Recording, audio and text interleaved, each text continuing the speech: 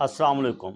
रसूलुल्लाह सल्लल्लाहु अलैहि वसल्लम ने जुम्मतुल मुबारक का ज़िक्र करते हुए इरशाद फरमाया कि जुमे के दिन एक ऐसी साथ है कि जब बंदा मोमन नमाज पढ़ते हुए अल्लाह से जो भी दुआ मांगे अल्लाह पाक उसे ज़रूर अता फरमाते हैं। फिर आप सल्लल्लाहु अलैहि वसल्लम ने हाथ का इशारा करके इरशाद फरमाया कि वह साथ बिल्कुल छोटी सी है।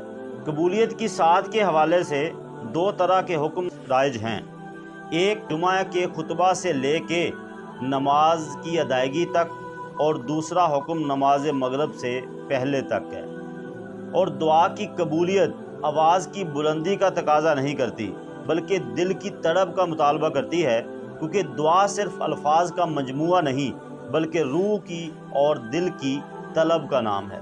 अल्लाह पाक अपने प्यारे हबीब सल्लल्लाहु अलैहि वसल्लम के सदक़े जुम्मतुल मुबारक की रहमतें और बरकतें समेटने की तौफीक अता फरमाए।